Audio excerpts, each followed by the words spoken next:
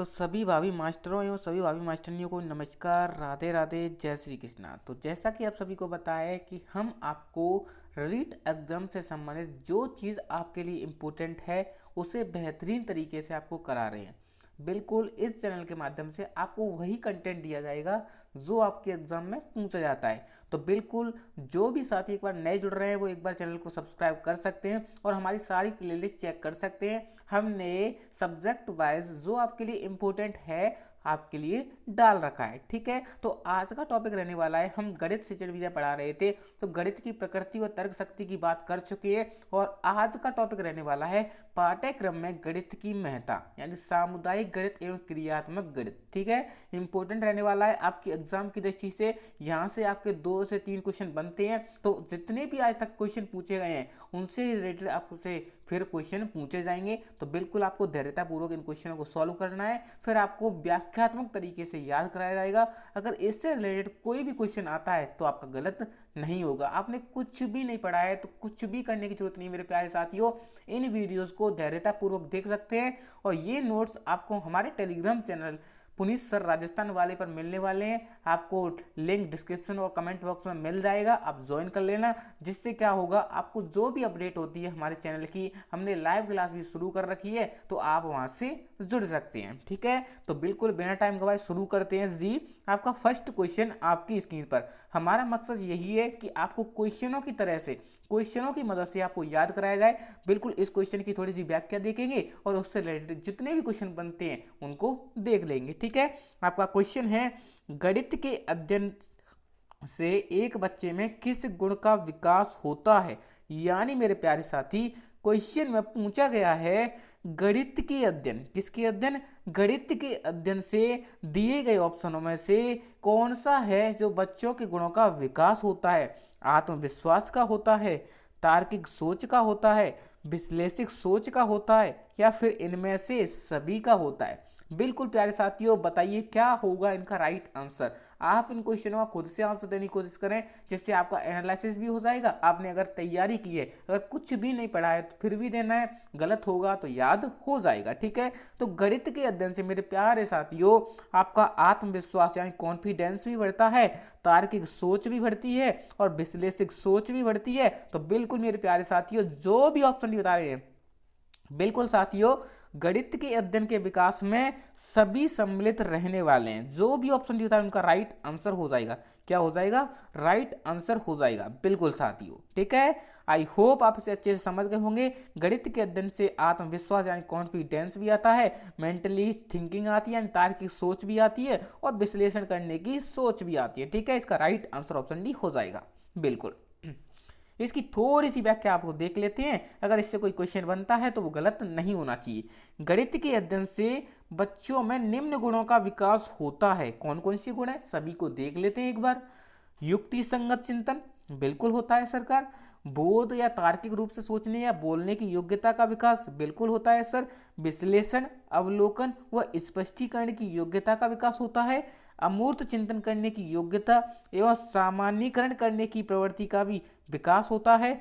आत्मविश्वास एवं आत्मनिर्भरता की भावना का विकास होता है यानी कॉन्फिडेंस भी आता है। ठीक है, स्वस्थ वैज्ञानिक व प्रशंसात्मक दृष्टिकोण का विकास होता है। तो धैर्यतापूर्वक इन चीजों को याद कर लेना है, बिल्कुल रट लेना है। आपकी कोई सी भी लाइन उठा ली जा सकती है, बिल्कुल आपके एग्जाम ओरिएंट इंपोर्टेंट होने वाले हैं। ठीक है, तो बिल्कुल सभी याद कर लेना। गणित की अध्ययन से निम्न गुणों का विकास होता है, ये यहाँ से क्वेश्चन जरूर बनता है। कैसा क्वेश्चन बनता है हम देख चुके हैं। ऐसा क्वेश्चन पूछा जाएगा आपसे और पूछ लिया जाएगा। ठीक है, तो तभी तो मेरा मकसद यही है कि आपको एनालिसिस करा दिया जाए कि कैसे क्वेश्चन आते हैं और क्वेश्चनों में क्या पूछा जाता है। ठीक है, तो आपका कोई क्वेश्चन गलत नहीं होगा। विश्वास के साथ पूरी वीडियोस देखनी है। ठीक है, बिल्कुल। अगला प्रश्न मेरे प्यारे साथियों जी, बताइए प्राथमिक स्तर पर गणित का महत्व है सांस्कृतिक, मानसिक, व्यवहारिक या फिर आध्यात्मिक।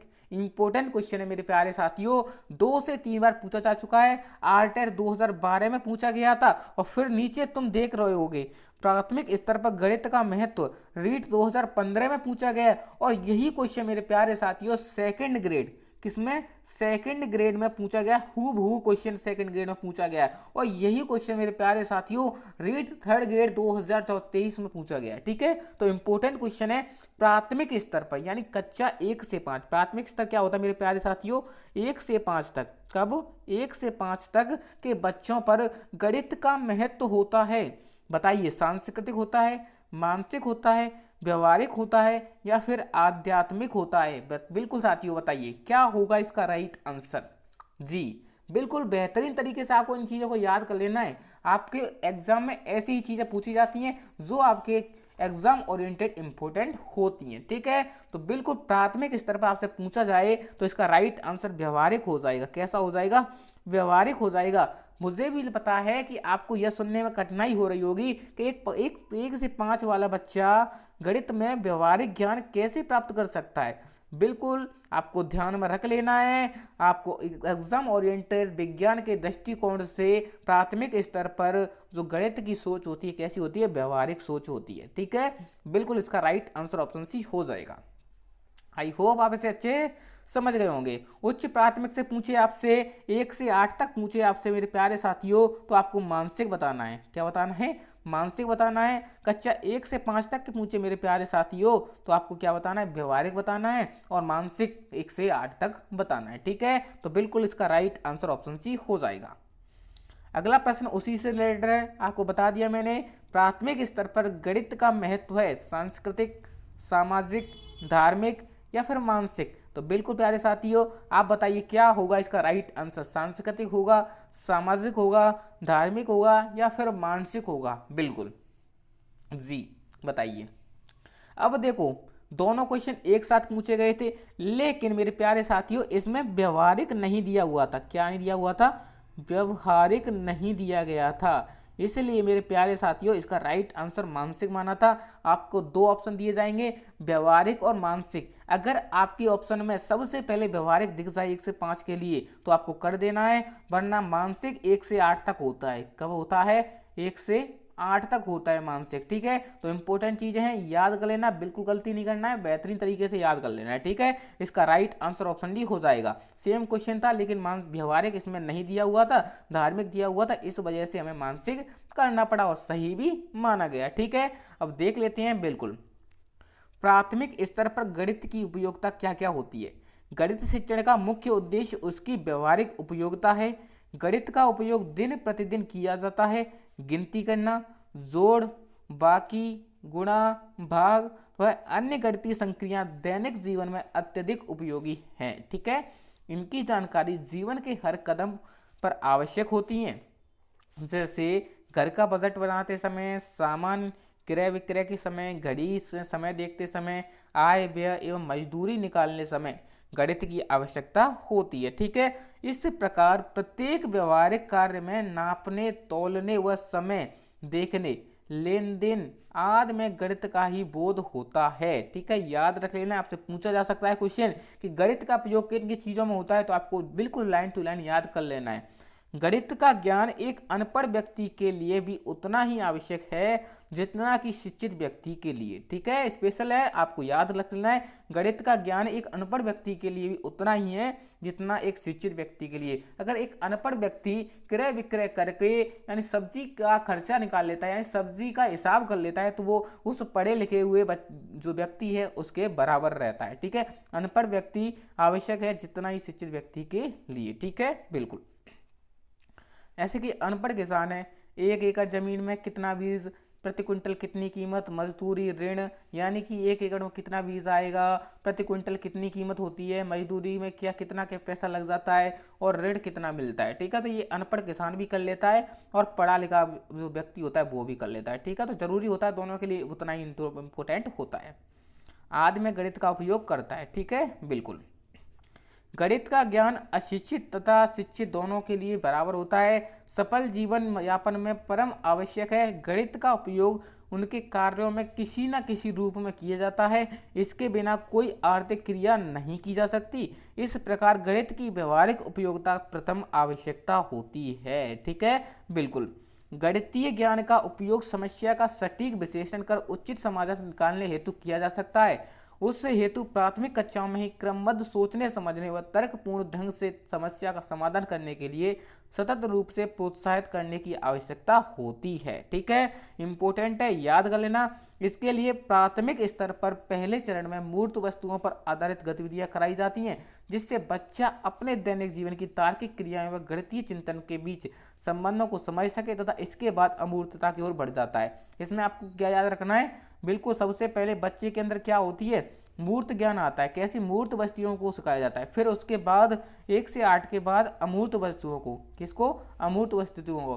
तो बिल्कुल आपको याद रख लेना है, बच्चा सबसे पहले मूर्त सीखता है, फिर उसके बाद अमूर्त सीखता है। ठीक है, इस प्रकार प्राथमिक स्तर पर गणित शिक्षा का सर्वाधिक महत्व व्यवहारिक होता है तथा व्यवहारिक जीवन में आने वाली समस्याओं के तर्कपूर्ण विश्लेषण व समस्या समाधान के लिए मानसिक विकास की सहायता मिलती है। इस वजह से क्या होता है, बच्चे का जो मानसिक स्तर होता है कैसा होता है, व्यवहारिक होता है। कैसा होता है, व्यवहारिक होता है। ठीक है, बिल्कुल इंपोर्टेंट थी, आप समझ चुके होंगे। बिल्कुल अगले क्वेश्चन की तरफ चलते हैं मेरे प्यारे साथियों।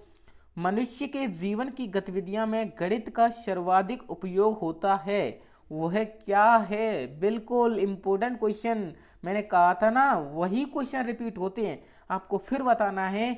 गणित का मेरे प्यारे साथियों, गणित का सर्वाधिक उपयोग, गणित का सर्वाधिक उपयोग मैंने आपको बताया था प्राथमिक स्तर पर। प्राथमिक स्तर पर किस लिए किया जाता है, व्यवहारिक रूप में किया जाता है। किस रूप में, व्यवहारिक रूप में किया जाता है। और उच्च प्राथमिक के लिए, उच्च प्राथमिक के लिए मेरे प्यारे साथियों मानसिक रूप में किया जाता है। किस रूप में, मानसिक रूप में किया जाता है। ठीक है, तो प्राथमिक के लिए व्यवहारिक और उच्च प्राथमिक के लिए मानसिक। लेकिन आपसे पूछा गया है तो मनुष्य जीवन की गतिविधियों में गणित का सर्वाधिक उपयोग होता है, सांस्कृतिक, मनोवैज्ञानिक, सामाजिक या फिर आर्थिक। बताइए क्या होगा इसका राइट आंसर। बिल्कुल मैं आपके पास ही हूं, टेंशन मत लो, आपको जस्ट सामने से पढ़ा रहा हूं, ऐसा सोचो आप तो जी। बिल्कुल प्यारे साथियों, तो देखो मनुष्य जीवन के लिए जो गणित होता है वो मनोवैज्ञानिक भी होता है और सामाजिक भी होता है। तो हुआ क्या था इस क्वेश्चन में, रीट 2015 में इस पर बच्चों ने रेट लगाई थी कि मनुष्य जीवन में सामाजिक भी होता है सर और मनोवैज्ञानिक भी होता है। तो क्या किया था बोर्ड ने, इस क्वेश्चन पर बोनस दे दिया था, दोनों ऑप्शनों को सही माना था, B and C, B and C दोनों ऑप्शनों को सही माना था। तो बिल्कुल ये भी सही हो जाएगा, ये भी सही हो जाएगा। मनुष्य के जीवन की गतिविधियों में गणित का सर्वाधिक उपयोग मनोवैज्ञानिक रूप में भी होता है और सामाजिक रूप में भी होता है। बिल्कुल, तो आई होप आप इसे समझ गए होंगे। बिल्कुल अगले प्रश्न की तरफ चलते हैं जी। अगला प्रश्न है आपका, गणित की उन्नति तथा वृद्धि देश की संपन्नता से संबंधित है। यानी गणित की उन्नति तथा वृद्धि देश की संपन्नता से संबंधित है। उक्त कथन गणित के कौन से मूल्य को प्रदर्शित करता है। यानी गणित की उन्नति तथा वृद्धि देश की संपन्नता से संबंधित है, उक्त कथन गणित के कौन से मूल्य को प्रदर्शित करता है। बताइए जी, आपके ऑप्शन दे रखे हैं, चारों ऑप्शन में से बताना है आपको। गणित का सामाजिक मूल्य, गणित का नैतिक मूल्य, गणित का कलात्मक मूल्य या फिर गणित के अनुशासनात्मक मूल्य। बताइए क्या होगा इसका राइट आंसर। जी बिल्कुल साथियों बताओ। बिल्कुल बिल्कुल साथियों, धैर्यतापूर्वक सोचें फिर आंसर देने की कोशिश करें, कोई जल्दी नहीं है हमें।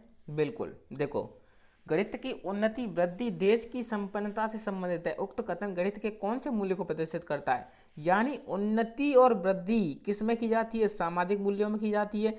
बिल्कुल की जाती है सर, नैतिक मूल्यों में की जाती है, लेकिन गणित के रूप में नहीं करते। कला के रूप में गणित से क्या प्रयोग सर, अनुशासनात्मक गणित से संबंधित नहीं होता है। ये तीनों परिपक्ष हैं वो किससे संबंधित हैं, विज्ञान से संबंधित है। किससे संबंधित है, विज्ञान से संबंधित। जब आपको विज्ञान की शिक्षण विधि कराऊंगा तो उनमें बताऊंगा।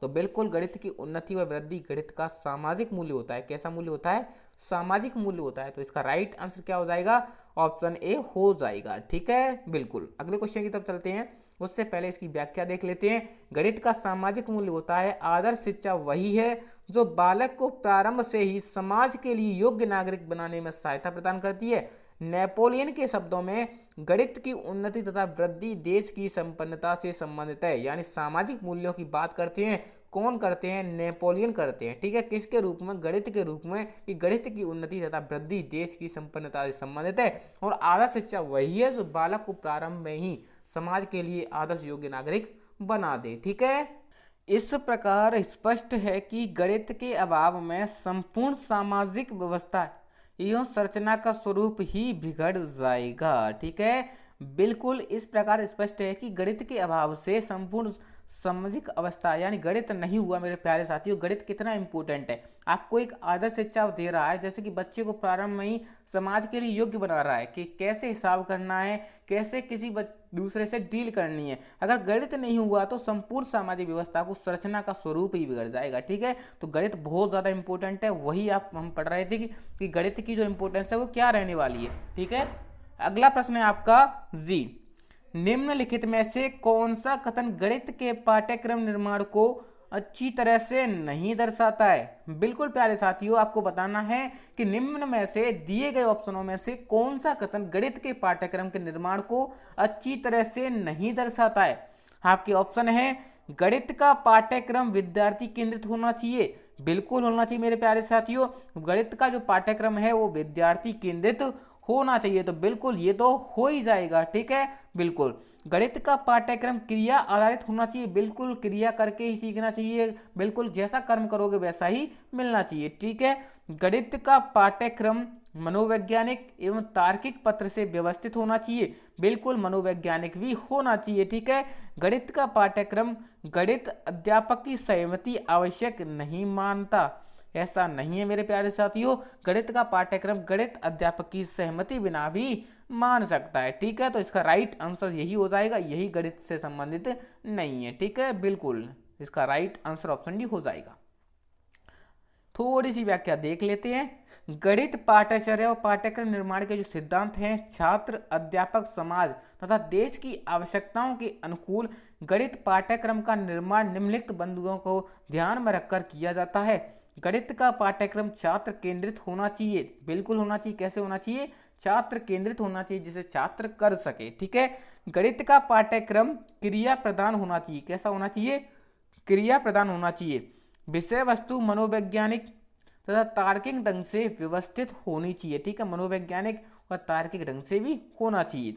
व्यक्तिगत विभिन्नताओं को ध्यान में रखना चाहिए। बिल्कुल पर्सनैलिटी के हिसाब से देना चाहिए। कठिनाई के स्तर को ध्यान में रखना चाहिए कि इस स्टैंडर्ड का इस कक्षा के लिए होना चाहिए। ठीक है, पाठ्यचर्या के निर्माण में अध्यापक की सहमति लेना चाहिए। बिल्कुल लेना चाहिए। प्यारे साथियों, मैं आपसे एक बात बोलना चाहूँगा, वीडियो तो पूरी देखना ही है आपको। मैं आपसे ये बोलना चाहूँगा, आपको वीडियोज़ तो अच्छी लग रही हैं, मुझे पता है व्यू बहुत अच्छे आ रहे हैं, लेकिन मेरे चैनल के सब्सक्राइबर नॉट सब्सक्राइब में ज़्यादा आ रहे हैं। यानी आप वीडियो तो देख लेते हो, मुझे पता है वीडियो अच्छी लग रही है, लाइक भी कर देते हो, लेकिन आप सब्सक्राइब करना भूल जाते हो। तो मैं आपको सब्सक्राइब करने के लिए याद दिला रहा हूँ। बिल्कुल आपसे बोल नहीं रहा हूँ, बस आपको याद दिला रहा हूँ। सब्सक्राइब तो आप करना ही चाह रहे हो, ठीक है, तो बिल्कुल सब्सक्राइब कर सकते हो। ठीक है जी। उद्देश्यों को आवश्यकता अनुसार परिवर्तनीय बनाना, गणित का अन्य विषयों से संबंध दर्शाना, पाठ्यचर्या का लचीलापन व पाठ्यचर्या रुचि व अभिरुचिपूर्ण होना चाहिए। ठीक है, तो ये गणित से संबंधित महत्वपूर्ण बातें थी जो आपको ध्यान में रखनी है। थोड़ी सी और है, गणित में पहेलियों तथा मनोरंजनात्मक समस्याओं का समावेश होना चाहिए। गणित में पहेली भी होनी चाहिए और मनोरंजन के साधन भी होने चाहिए। ठीक है, संस्कृति एवं सभ्यता के संरक्षण हेतु ज्ञान का सिद्धांत भी होना चाहिए। गणित की पाठ्यचर्या जीवन से संबंधित होनी चाहिए, यानी जीवन से रिलेटेड, लाइफ से रिलेटेड जो भी फैक्ट हैं वो होने चाहिए गणित में। गणित का विज्ञान में अधिकतम उपयोग होना चाहिए, यानी गणित का प्रयोग सबसे ज़्यादा विज्ञान में होना चाहिए। ठीक है, तो ये आपकी महत्वपूर्ण बातें थी। अगर गणित का पाठ्यक्रम आपको बनाने को दिया जाए, मेरे प्यारे साथियों, आप टीचर बन जाते हो, आपसे गणित का टेस्ट बनवाए, तो बिल्कुल इस अकॉर्डिंग, इसके अकॉर्डिंग आपको बताना है। ठीक है, इंपॉर्टेंट है, आपकी लाइफ में भी काम आएंगे, तो इनको भूलना नहीं है जी। अगला प्रश्न है, शब्द करिकुलम।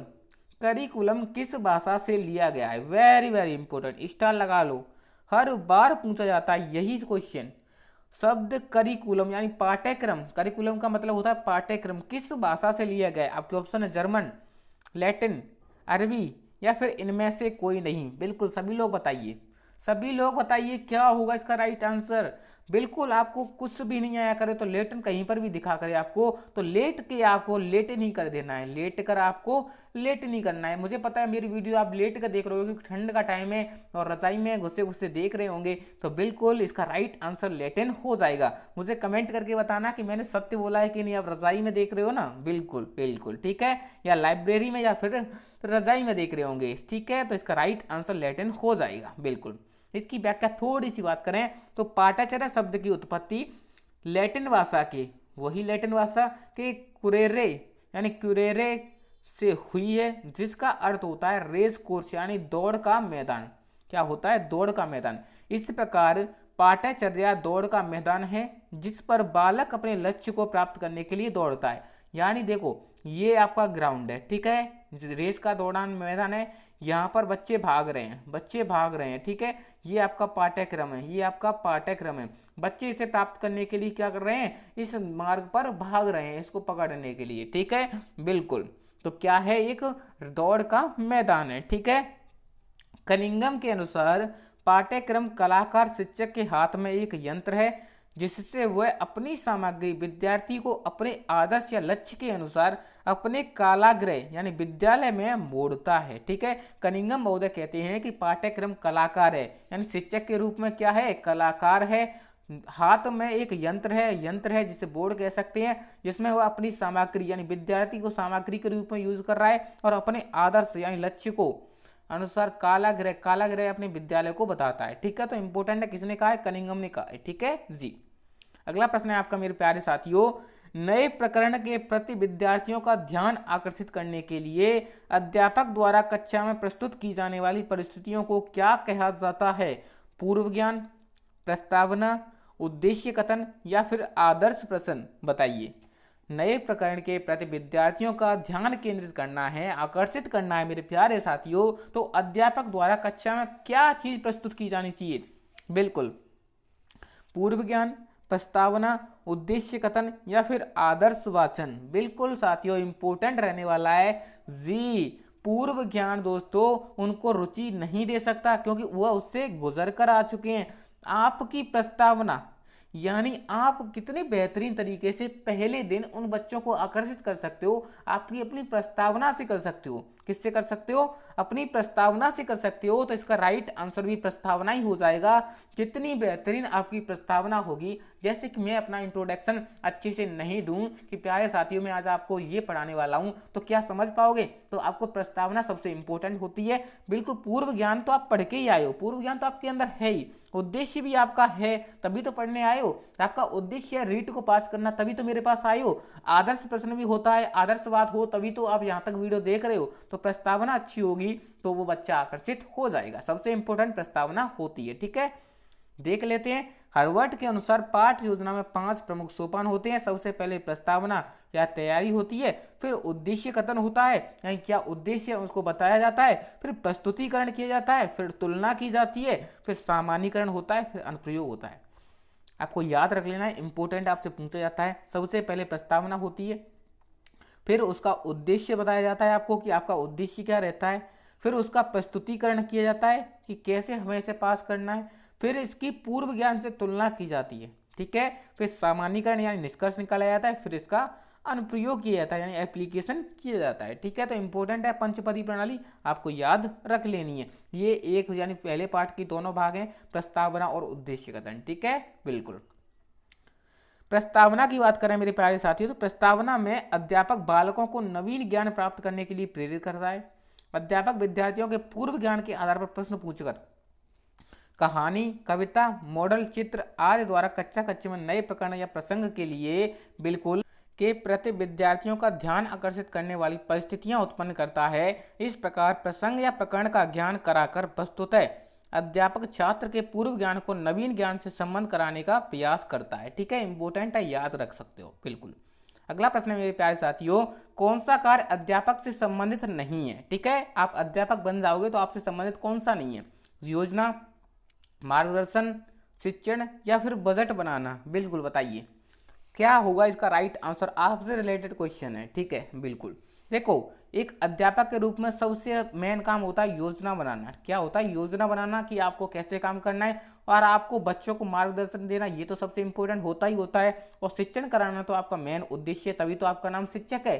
शिक्षक इसीलिए है क्योंकि आप शिक्षण कराते हो, ठीक है, तो ये भी हो जाएगा। लेकिन बजट बनाना आपका काम नहीं है, वो तो जो ऊपर की संस्थाएं उनका काम है बजट बनाना, ठीक है। तो इसका राइट आंसर ऑप्शन डी हो जाएगा, बिल्कुल जी। थोड़ी सी व्याख्या देख लेते हैं। अध्यापक की कार्य, कर्तव्य और उत्तरदायित्व क्या होती है? शिक्षण कराना होता है, टीचिंग करना होता है, कुशल प्रबंधन यानी स्किल मैनेजमेंट होता है, जिसमें योजना निर्माण, व्यवस्था करना, नेतृत्व करना व नियंत्रण करना होता है, ठीक है। मनोविज्ञान के रूप में छात्रों की मानसिक योग्यता और रुचि की पहचान कर जरूरत के अनुसार शिक्षण करवाना होता है कि ये आज बच्चों का मन है या नहीं है, ये जरूरत की यानी जरूरत के अनुसार ही उनको शिक्षण कराया जाता है, बिल्कुल। अनुदेशक के रूप में, इंस्ट्रक्टर के रूप में, अनुसंधानकर्ता के रूप में होता है और मार्गदर्शक व परामर्शदाता के रूप में होता है, समन्वयक के रूप में भी होता है, ठीक है। तो बिल्कुल आज का टॉपिक यहीं पर समाप्त करते हैं। आपका टॉपिक बिल्कुल फेल हो चुका है। आपके जितने भी क्वेश्चन पूछे गए थे L1 व L2 से संबंधित हम देख चुके हैं। तो बिल्कुल ये सेशन अब यहीं पर समाप्त करते हैं। अगला सेशन आपके लिए इंपॉर्टेंट रहेगा, जिसमें मूल्यांकन व उपचारात्मक शिक्षण के बारे में बताएंगे, ठीक है। देखो, आपको मैराथन क्लासेस देखने से कोई फायदा नहीं है, आपके दिमाग में नहीं छपेंगी मेरे प्यारे साथियों। कितना भी बोल लो कि मैंने याद कर लिया, लेकिन नहीं छप पाएंगी। मैं ये PDF आपको टेलीग्राम पर प्रोवाइड करा दूंगा, तो टेलीग्राम ज्वाइन कर सकते हैं। तो बिल्कुल बेहतरीन तरीके से ऐसे अपना पूरा कंटेंट कर लेंगे। आज रात 9 बजे यानी डेली 9 बजे आपके लिए लाइव क्लास रख रहे हैं। तो लाइव क्लास में आपका कोई भी डाउट हो तो पूछ सकते हैं और इंपॉर्टेंट डाउट सेशन भी होता है, ठीक है। तो मिलते हैं अपनी नेक्स्ट वीडियो के साथ, तब तक के लिए thank you, tata, bye bye. बिल्कुल सब्सक्राइब करना मत भूलना, बिल्कुल।